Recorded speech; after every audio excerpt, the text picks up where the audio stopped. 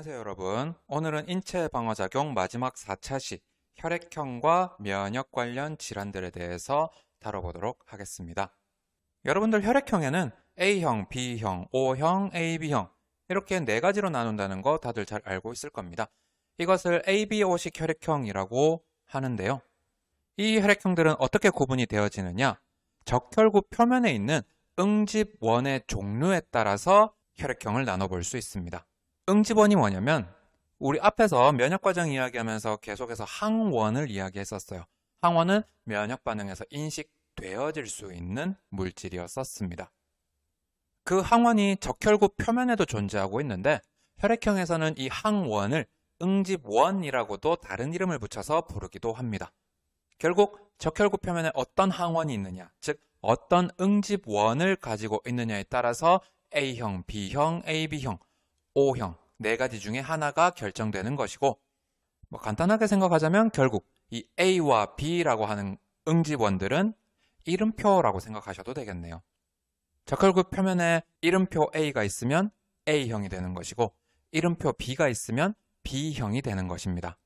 이걸 표로 나타내보면 그림에서 빨갛게 표시된 게 적혈구입니다. 그 적혈구 표면에 독특한 생김새의 인식될 수 있는 물질들, 즉 항원, 응집원이 존재하고 있죠. 그 응집원의 종류를 A를 가지고 있는 애들을 우리가 A형으로 분류할 수 있습니다. 응집원 B를 가지고 있는 애들을 B형이라고 부르고요. 그럼 AB형은 뭘까요? 이름표가 A도 있고 B도 있습니다. 둘 다 가지고 있는 애들을 AB형이라고 우리는 분류를 합니다. 그럼 O형은 뭘까? 여기서의 O는 없음, 제로의 의미입니다. O형의 적혈구는 표면에 응집원이 없지요. 그렇기 때문에 그래서 없다는 의미의 O, 제로, 형이 된 것이고요.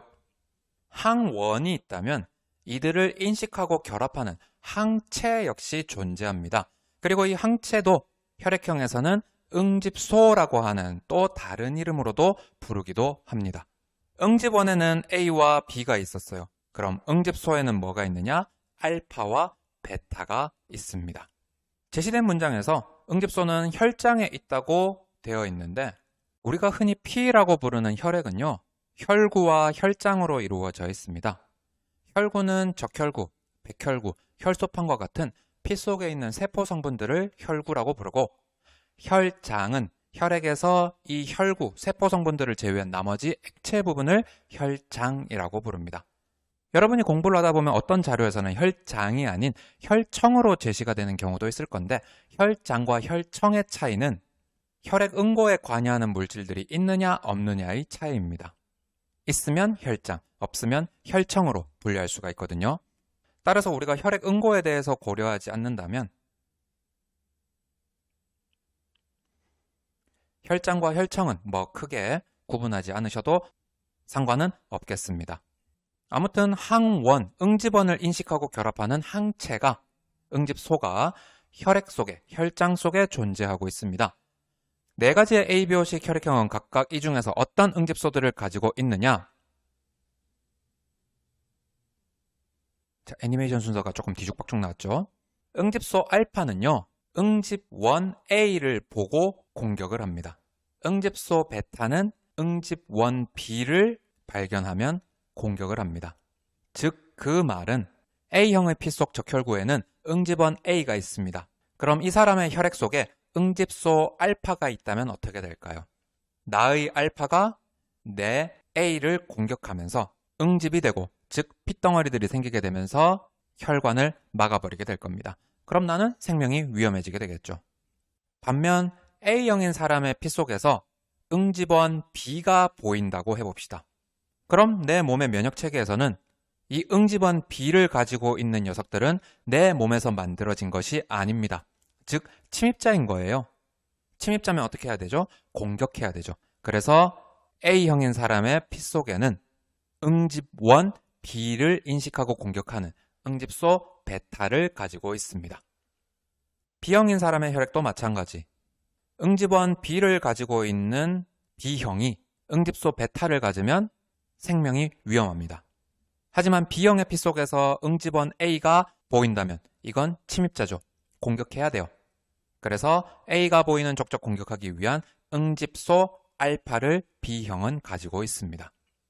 AB형, 응집원 A도 있고 응집원 B도 있습니다. 알파나 베타를 어느 하나라도 가진다면 이 사람은 생명을 유지할 수가 없어요. 따라서 AB형은 응집소 알파와 베타 그 어느 것도 갖지 않습니다. 반면 O형, O형은 응집원 A도 없고 응집원 B도 없거든요. 내 피 속에서 보인다면 A든 B든 전부 다 침입자입니다. 보이는 족적 공격하기 위해서 O형은 알파와 베타를 모두 가지고 있습니다. 자, 그래서 A와 알파, B와 베타를 섞어주면 어떻게 되느냐? 계속 이야기했다시피 응집이 일어나요. 응집소 알파는 응집원 A를, 응집소 베타는 응집원 B를 인식하고 응집, 그러니까 뭉쳐서 굳어지게 만드는데 ABO식 혈액형을 확인하는 데 있어서 항 A 혈청과 항 B 혈청이 주로 사용이 됩니다. 항 A 혈청. 자, 항자. A를 좋아한다는 얘기일까요? A를 싫어한다는 소리일까요? 얘는 A만 보면 달려들어서 공격하는 애들입니다. A를 공격한다? 그럼 그 속에는 뭐가 있을까? 응집소 알파가 있고, 항 B 혈청은 B만 보면 달려들어서 공격하고 응집을 시켜버려요. 그렇다면 그 속엔 응집소 베타가 있을 겁니다. 그래서 여기 항 A 혈청과 항 B 혈청에다가 각각의 혈액형들을 전부 다 섞어주면 어떻게 반응이 일어날까?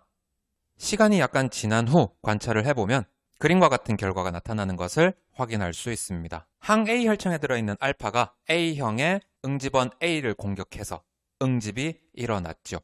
반면 항 B 혈청에는 베타가 들어있는데 A형의 혈액에는 공격받을 응집원 B가 없기 때문에 응집이 일어나지 않았습니다. 다음, B형과 항 A 혈청을 섞었을 때 역시 반응이 일어나지 않았죠.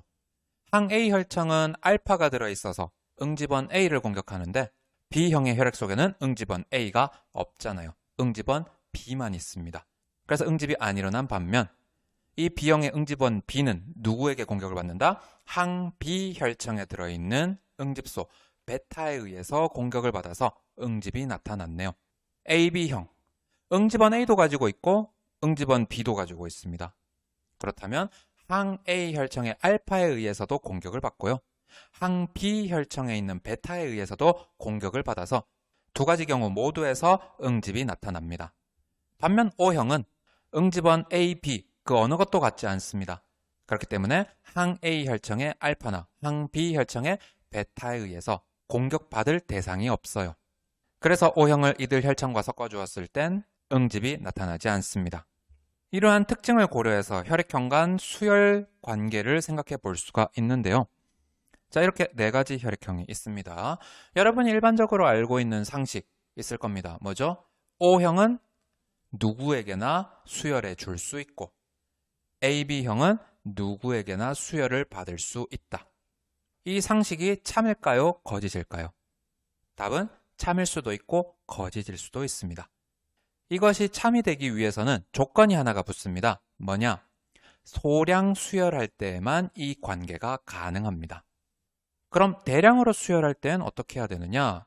대량으로 수혈할 때는요, 반드시 같은 혈액형끼리만 수혈을 해야지 수혈을 받는 사람이 살아남을 수 있습니다. 왜 소량 수혈 때와 다량 수혈 때 다른 양상이 나타나는 걸까요? 그것은 내가 O형의 피를 AB형에게 수혈해준다고 가정을 한번 해보겠습니다. O형은 공격받을 응집원이 없고요. AB형은 공격할 응집소가 없습니다. 공격받을 A, B도 없고 공격할 알파, 베타도 없기 때문에 O형에서 AB형으로 수혈은 가능해 보입니다. 근데 대량으로 수혈하면 뭐가 문제가 되느냐? O형의 피 속에는요, 응집원만 들어있는 게 아니라 응집소, 알파, 베타도 함께 들어있죠. 내가 O형의 피를 적게 AB형에게 수혈을 할 때에도 이 알파, 베타에 의해서 응집은 일어납니다. 하지만 적은 양의 혈액 중에 알파, 베타의 양은 더더욱 적기 때문에 정말 급한 상황이라면 응집을 감안하더라도 혈액을 수혈해 주는 것이 좋습니다. 반면 대량으로 수혈을 하게 되면 O형에서 AB형으로 넘어가는 알파와 베타의 양도 엄청나게 많아지게 될 겁니다. 그럼 이 알파와 베타에 의해서 AB형인 사람 체내에 응집이 많이 일어나게 되고 이 많은 양의 응집된 물질들이 혈관을 막아버리면 수혈을 받은 사람은 죽음에 이를 수도 있게 되는 것이죠. 따라서 소량 수혈을 한다면 파란색으로 나타낸 화살표처럼 약간의 응집식은 일어나지만 무시 가능한 수준입니다. 그래서 이러한 수혈 관계가 가능해져요. 하지만 대량으로 수혈할 땐 응집되는 정도가 점점 늘어나기 때문에 생명을 위협할 수도 있고 그렇기 때문에 반드시 같은 혈액형끼리만 수혈을 해야 되는 겁니다. 자, 그럼 이제 ABO식 혈액형에 대한 이야기는 여기까지 하고요. 면역 관련 질환들에 대해서 몇 가지 살펴보고 수업을 마치도록 하겠습니다. 면역 관련 질환 첫 번째는 알레르기입니다. 여러분도 알레르기로 고생하는 사람들이 많을 텐데 대부분 어떤 물질들에 알레르기를 겪고 있습니까? 먼지라던가 꽃가루라던가 아니면 특정 과일 등과 같이 우리가 생각하기에는 그렇게 큰 문제는 없을 것 같은데 내 몸의 면역 체계가 과민 반응을 일으키면서 나를 힘들게 만드는 것, 그것이 바로 알레르기라고 하는 증상이 되겠습니다. 어느 정도는 무시를 해도 되는데 내 몸의 면역 체계가 깜짝 놀라서 염증 반응을 심하게 일으키는 거죠. 그로 인해서 가려움증이라던가 붓기라던가 등이 나타나는 것이 알레르기가 되겠고요. 두 번째 면역 관련 질환은 자가 면역 질환입니다.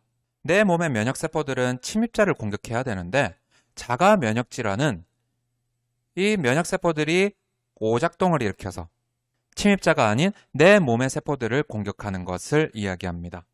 대표적인 예로 류마티스 관절염이나 루푸스와 같은 병들이 있고요.